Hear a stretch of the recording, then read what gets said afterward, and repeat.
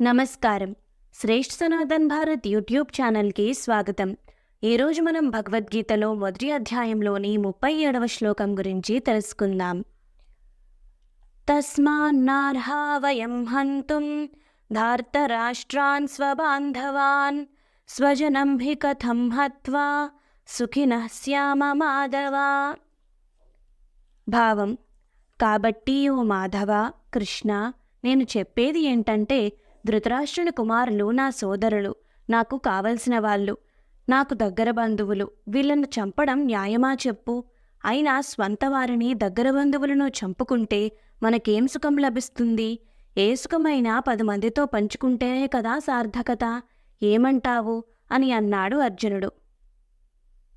ఇప్పుడు వివరణ. ఇక్కడ అర్జునుడు 2 సార్లు స్వజనం స్వబాంధవాన్ అని వాడాడు. అంటే మొట్టమొదట స్వజనం అనే పదంతోనే మొదలుపెట్టాడు. ఇప్పుడు కూడా అదే పాట పాడుతున్నాడు.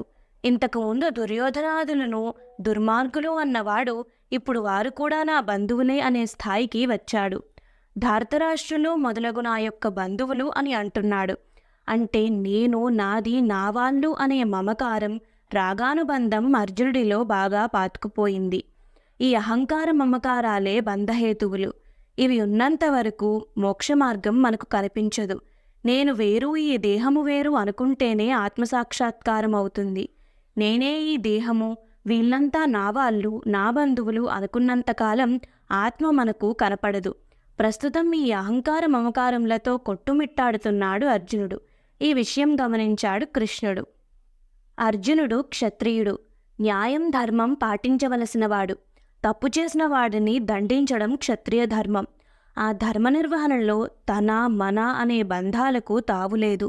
కానీ ఇక్కడ అర్జునుడు ఒక పక్క కౌరవులు ఆతతాయిలు, వారు మరణదండనకు అర్హమైన తప్పులు, నేరాలు చేశారు, వారు క్షమార్హులు కారు అని అంగీకరిస్తూనే, మరొక పక్క వాళ్ళు నా వాళ్ళు కాబట్టి వాళ్ళను చంపడం అధర్మం అంటున్నాడు. అంటే ధర్మ నిర్వహణలో తన వాళ్ళు, పరాయి వాళ్ళు అనే భేదం పాటిస్తున్నాడు. ఇది క్షత్రియ లక్షణం, న్యాయాధికారి లక్షణం కాదు, అధర్మ లక్షణం. పైగా నా వాళ్లను చంపుకున్నందువలన నాకేం సుఖం లభిస్తుంది అని అంటున్నాడు అర్జునుడు. అంటే అర్జునుడికి ధర్మ నిర్వహణ కన్నా తన సుఖమే ముఖ్యం అనిపించింది. సర్వే జనాః సుఖినో భవంతు. నమస్కారం.